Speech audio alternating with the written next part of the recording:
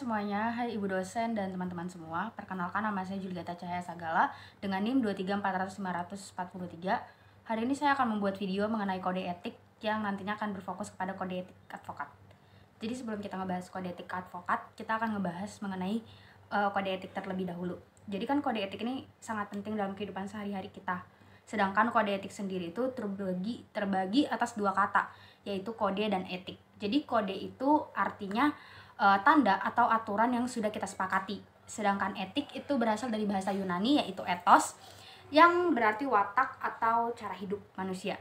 Jadi secara umumnya itu kode etik itu kan berfungsi sebagai panduan moral kita dan norma-norma yang harus kita ikuti sebagai seorang profesi gitu ya. Jadi kode ini tuh kan mencakup nilai-nilai dan prinsip-prinsip yang mencerminkan perilaku yang dianggap baik atau buruk gitu. Jadi bukan hanya di bidang hukum aja, tetapi dalam berbagai bidang pekerjaan juga kode etik ini sangat penting gitu. Hampir semua pekerjaan atau profesi memiliki kode etiknya masing-masing. Tanpa kode etik atau kita hidup tanpa kode etik di dunia kerja, kita itu jadi nggak punya pedoman, bisa menjadi kacau karena tidak ada batasan yang jelas antara benar ataupun salah gitu. Jadi kode etik ini kan adalah seperangkat aturan atau pedoman tertulis yang dirancang untuk mengatur dan mengarahkan perilaku individu dalam suatu profesi atau pekerjaan. Aturan ini tuh dibuat untuk memastikan bahwa setiap orang dalam profesi tersebut bertindak sesuai dengan nilai-nilai moral dan standar profesional yang telah kita buat atau kita sepakati gitu. Jadi kode etik ini tugasnya itu membantu mencegah tindakan yang menyimpang dan menjaga kepercayaan masyarakat terhadap profesi tersebut agar tetap profesionalismenya itu terjaga gitu. Lalu kode etik ini kan memiliki beberapa fungsi dan tujuan juga. Beberapa fungsinya ini saya ambil 3. Yang pertama itu ada sarana kontrol manusia. Jadi kode etik ini berfungsi untuk mengatur perilaku anggota atau setiap profesi untuk memastikan kepatuhan norma-norma yang telah kita tetapkan. Yang kedua yaitu mencegah konflik. Tentu kita semua ingin menghindari konflik yang ada di dunia kerja. Jadi kode etik ini fungsinya untuk membantu menghindari kesalahpahaman dan konflik di antara anggota kelompok atau dengan masyarakat lainnya. Yang ketiga itu ada menjaga profesionalisme seperti yang saya bilang tadi, yaitu kita harus dipastikan bahwa setiap anggota atau setiap profesi itu menjalankan tugas kita dengan cara yang etis dan bertanggung jawab. Lalu ada juga tujuan dari kode etik. Saya hari ini mengambil 3. Yang pertama itu menjadi pedoman bagi masyarakat atau suatu profesi untuk memberikan layanan terbaik kepada klien atau kepada masyarakat. Yang kedua yaitu melindungi profesi itu dari tindakan yang tidak profesional, jadi mencegah ketidakprofesionalan. Yang ketiga yaitu ada meningkatkan kualitas pengabdian dalam bidang profesi tertentu. Selanjutnya kode etik ini karena memiliki banyak banget fungsi penting, jadi kode etik ini dapat menilai kita apakah apa yang kita lakukan itu bertentangan atau tidak dengan nilai moral atau profesional gitu.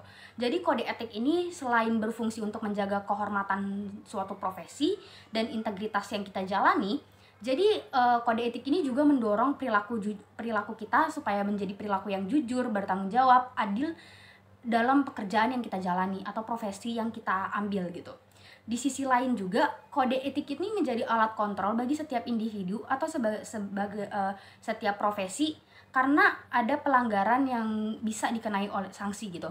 Jadi kata lainnya itu kode etik bukan cuma aturan doang, tapi menjadi penjaga moral dalam dunia kerja kita. Jadi dalam kehidupan nyata, dalam kehidupan sehari-hari kita, kode etik itu sering banget menjadi pembantu kita, menjadi pedoman kita dalam kita bertindak sehari-harinya, menjadi seorang yang profesional. Misalnya dokter yang terikat dengan kode etik untuk menjaga kerahasiaan pasien seperti data pribadi pasien atau penyakit-penyakit pasien yang memang harus dirahasiakan. Lalu ada seorang jurnalis yang terikat juga dengan kode etik untuk menyampaikan informasi dengan jujur dan tidak memihak kepada pihak manapun gitu. Ada juga guru yang harus bertanggung jawab menjaga kejujuran dan mendidik siswa dengan penuh integritas. Jadi setiap tindakan profesional tadi itu butuh kode etik untuk menjadi pedomannya mereka supaya mereka itu tidak menyimpang dari nilai-nilai moral dan tanggung jawab sosial.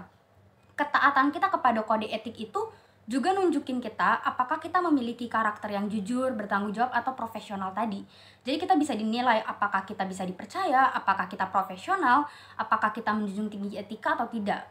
Maka dari itu kita itu harus paham apa itu kode etik, dan kita juga harus menjalankan kode etik karena itu adalah sebagai bentuk komitmen terhadap profesi dan masyarakat sekitar. Karena tadi kita udah ngebahas kode etik dan itu berkaitan banget dengan profesi, maka ada yang namanya kode etik profesi. Profesi itu sendiri adalah suatu bidang khusus pekerjaan yang kita itu dituntut memiliki keahlian, memiliki pengetahuan, dan memiliki pelatihan khusus. Jadi beda dengan pekerjaan biasa, profesi ini memiliki tanggung jawab moral dan sosial yang tinggi terhadap masyarakat gitu. Jadi seseorang yang menjalani profesi ini disebut sebagai seorang yang profesional gitu, dan kita ini diharapkan sebagai seorang yang profesional diharapkan bukan cuma punya kemampuan teknis, tetapi kita juga memiliki integritas dan komitmen dalam menjalankan tugas-tugas kita sebagai seorang profesional gitu. Jadi kode etik profesi itu adalah bentuk spesifik dari kode etik yang dirancang. Jadi kode etik profesi ini lebih rinci lagi dari kode etik tadi untuk mengatur perilaku kita sebagai anggota dalam suatu profesi tertentu. Karena biasanya profesi ini memiliki organisasi-organisasinya masing-masing gitu. Jadi kode etik profesi ini memberikan pedoman yang lebih rinci dan relevan dengan situasi yang dihadapi oleh para profesional. Misalnya profesi seperti dokter, hukum, atau akuntan, atau lain sebagainya. Jadi mereka itu memiliki kode etiknya masing-masing yang mencakup beberapa aspek khusus seperti kerahasiaan, tanggung jawab terhadap klien, dan memiliki standar kualitas layanan yang berbeda dari pekerjaan biasanya. Jadi apa sih korelasi antara kode etik dan kode etik profesi? Jadi kode etik profesi ini memiliki pedoman perilaku gitu. Jadi korelasinya mereka tuh ada pedoman perilaku. Kode etik profesi merupakan aplikasi dari prinsip-prinsip umum kode etik dalam konteks yang lebih spesifik lagi gitu. Jadi artinya kode etik profesi ini berakar juga pada nilai-nilai dasar yang ada dalam kode etik umum tadi. Yang kedua itu ada standar profesionalisme. Jadi kode etik profesi ini membantu menjaga standar profesionalisme kita dengan memberikan panduan yang lebih jelas tentang apa yang dianggap sebagai perilaku etis dalam situasi profesional tertentu. Pelanggaran terhadap kode etik profesi juga dapat mengakibatkan sanksi-sanksi disiplin atau bahkan pencabutan lisensi. Yang ketiga itu ada kepercayaan publik. Jadi keduanya antara kode etik dan kode etik profesi ini juga mempunyai fungsi untuk membangun dan mempertahankan kepercayaan publik kepada profesi gitu. Jadi kode etik profesi ini menekankan pentingnya integritas dan tanggung jawab sosial yang merupakan bagian umum dari etika umum gitu. Selanjutnya, tadi kan saya udah bilang kalau misalkan saya akan membahas lebih lanjut mengenai kode etik advokat. Jadi kita akan ngebahas kode etik advokat.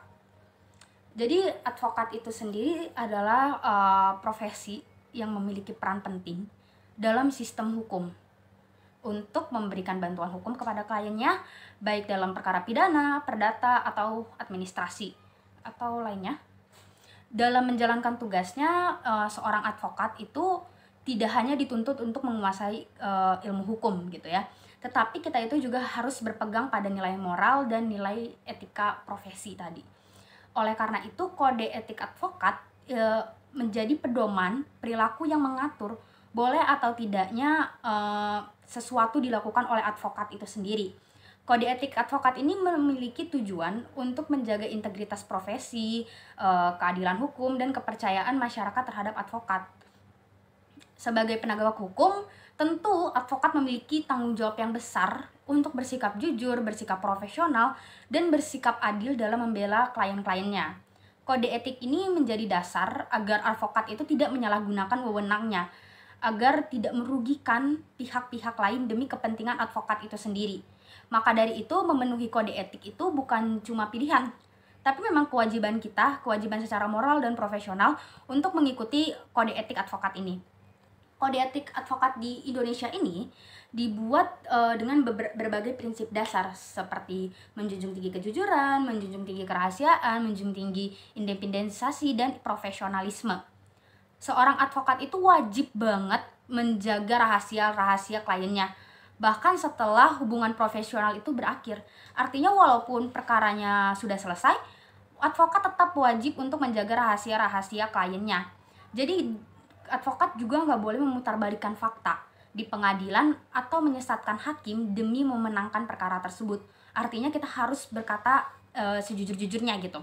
Jadi dalam memberikan jasa bantuan hukum, advokat ini harus bebas dari intervensi pihak luar, termasuk dari tekanan politik maupun tekanan ekonomi. Jadi advokat juga dilarang gitu mencari keuntungan secara tidak pantas dari kliennya, seperti mematok biaya yang berlebihan atau meminta imbalan yang tidak sah atau tidak masuk akal. Selain itu, advokat juga harus saling menghormati antar rekan seprofesi. Artinya kita juga harus advokat itu juga harus menghormati advokat lainnya. Ya, dan kita tuh nggak boleh menjatuhkan martabat kolega kita juga. Itu terdapat di pasal 5-nya Kode Etik Advokat nanti. Jadi semua prinsip-prinsip tadi itu dirancang untuk memastikan bahwa advokat itu bekerja dengan cara yang adil, dengan cara yang benar, dan dengan cara yang beretika. Nah, seorang advokat itu pasti memiliki larangan-larangan gitu ya. Jadi pelanggaran-pelanggaran kode etik advokat dampaknya juga lumayan serius, bahkan sangat serius, baik secara hukum maupun secara reputasi gitu. Jadi seorang advokat jika terbukti melanggar etika profesi ini, maka dia dapat dikenakan sanksi oleh organisasi advokat yang menaunginya. Seperti yang tadi saya bilang, profesi itu biasanya memiliki organisasi yang menaungi, seperti pradi dan lain-lain. Jadi sanksi tersebut dapat berbagai macam, tergantung dari pelanggaran yang dibuat oleh advokat. Jadi sanksi itu bisa berupa teguran tertulis, skorsing sementara, atau bahkan pencabutan izin praktik sebagai advokat. Jadi proses penegakan kode etik ini biasanya melalui sidang Dewan Kehormatan Profesi yang bersifat independen. Jadi hal ini itu juga dilakukan untuk menjaga martabat profesi advokat dan untuk melindungi masyarakat dari penyalahgunaan kekuasaan hukum. Jadi penegakan kode etik ini sangat penting untuk menjadi bukti bahwa profesi advokat ini tidak kebal hukum dan tetap harus bertanggung jawab atas tindakan yang dilakukan. Jadi advokat juga tetap bisa kena hukuman, guys. Oleh karena itu, setiap advokat harus menjaga sikap dan perilaku agar tetap sesuai dengan standar-standar yang telah ditetapkan oleh kode etik yang tadi itu. Jadi kode etik advokat itu sama seperti kode etik umum, bukan cuma seperangkat aturan, tetapi cermin moralitas dan tanggung jawab seorang penegak hukum gitu. Dalam dunia hukum itu kan sering banget terjadi tekanan dan konflik kepentingan pribadi. Jadi kode etik ini menjadi sebagai pedoman atau penuntun agar advokat itu tetap berada di jalan yang benar gitu. Menjadi advokat bukan sekedar membela klien, tetapi menjaga keadilan dan integritas hukum di tengah masyarakat tadi gitu. Selanjutnya saya akan memberikan sedikit seperti penerangan sih, lebih ke arah saya akan membahas pasal-pasal yang ada di kode etik profesi, namun saya akan membahasnya secara singkat. Jadi di pasal 1 ini kita bisa melihat kalau misalnya pasal ini tuh mendefinisikan istilah-istilah penting dalam kode etik ini, seperti advokat, klien, honorarium, dan dewan kehormatan. Tujuannya itu untuk memastikan pemahaman yang seragam gitu. Jadi pahamnya kita itu sama atas istilah-istilah yang ada dalam kode etik ini. Pasal kedua itu kita itu dijelaskan bahwa advokat itu harus menjadi warga negara Indonesia yang bertakwa kepada Tuhan Yang Maha Esa. Jadi kita harus bersikap satria, bersikap jujur, dan menjunjung tinggi hukum yang ada serta sumpah jabatannya. Di pasal ketiga, ini kita ngebahas tentang kepribadian advokat, seperti advokat berhak menolak memberikan nasihat atau bantuan hukum karena tidak sesuai dengan keahliannya. Misalnya advokatnya ahli di bidang pidana, dia berhak untuk menolak memberikan bantuan hukum kepada seseorang yang memiliki perkara perdata gitu. Atau bahkan mereka berhak menolak karena itu tuh bertentangan dengan hati nuraninya mereka. Selain itu, advokat juga wajib menjaga kehormatan dan martabat profesi, baik dalam kehidupan pribadi maupun kehidupan profesional. Lalu ada pasal 4, yaitu advokat itu wajib memberikan bantuan hukum secara jujur dan bertanggung jawab kepada klien-kliennya. Selain itu, advokat juga harus menjaga kerahasiaan yang tadi dibahas sebelumnya. Jadi segala sesuatunya itu harus dirahasiakan, yang dia tahu itu dari kliennya. Bahkan setelah hubungan itu berakhir, bahkan setelah perkara itu selesai, dia harus tetap menjaga rahasia tersebut. Lalu advokat juga tidak boleh menjamin bahwa perkara yang ditangani dia itu akan dimenangkan gitu. Lalu ada pasal kelima, advokat ini harus menghormati advokat lainnya, jadi harus saling menghormati dan nggak boleh menjatuhkan satu sama lain gitu. Jadi kalau misalnya ada klien yang mau ganti advokat, kita sebagai advokat nggak boleh mengambil klien itu secara paksa atau secara tidak terhormat. Artinya klien yang ingin mengganti advokat, jadi advokat barunya ini harus menerima kalau misalnya udah ada bukti pencabutan pemberian kuasa. Jadi kalau misalnya belum, kita nggak boleh mengambil klien tersebut gitu. Lalu ada di pasal 6, yaitu advokat asing yang menjalankan profesinya di Indonesia, artinya advokat yang berkewarganegaraan lain itu harus tunduk dan wajib mengikuti kode etik advokat Indonesia. Selanjutnya itu ada di pasal 7, ini mengatur mengenai cara bertindak advokat. Jadi advokat itu dilarang mempengaruhi atau mengajarkan saksinya berbicara gitu. Jadi kita nggak boleh mempengaruhi saksi atau ngebilang kayak, saksi kamu harus ngomong ini, itu nggak boleh. Jadi advokat itu juga bebas memberikan pendapat atau membela kliennya dalam sidang terbuka maupun sidang tertutup. Advokat juga mempunyai kewajiban untuk memberikan bantuan hukum kepada orang-orang yang kurang mampu. Jadi advokat wajib memberikan bantuan hukum kepada siapa saja, bukan hanya kepada orang-orang yang mampu membayar dia gitu. Lalu pasal ke-8 ini membahas tentang ketentuan-ketentuan lain kode etik.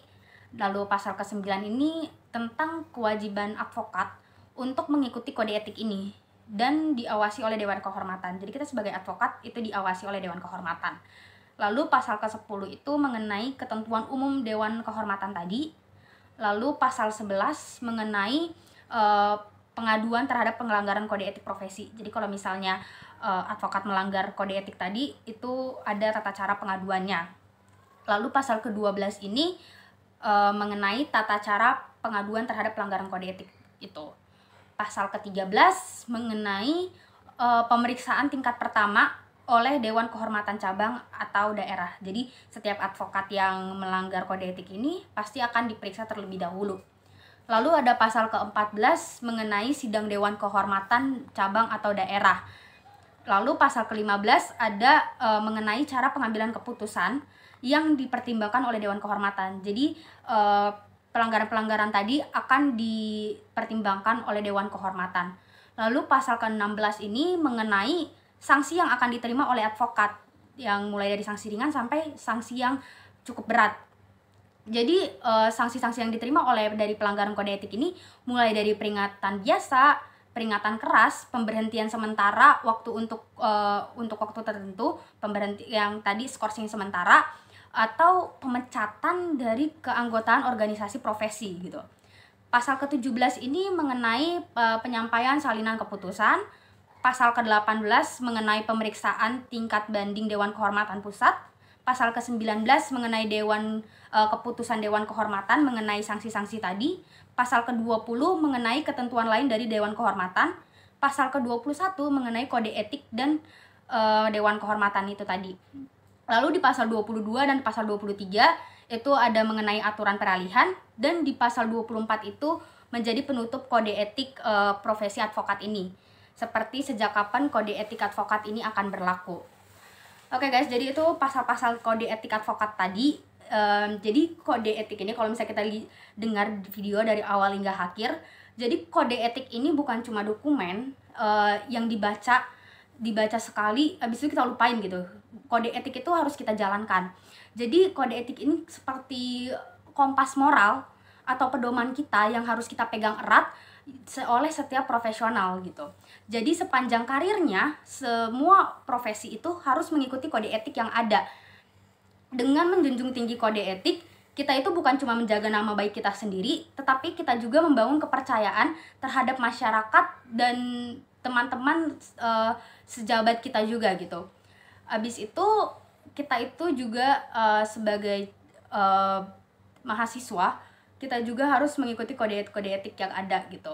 Jadi kita harus bersama-sama juga sebagai generasi baru, kita harus lebih profesional, bertanggung jawab, jujur dan etis dalam setiap langkah kita.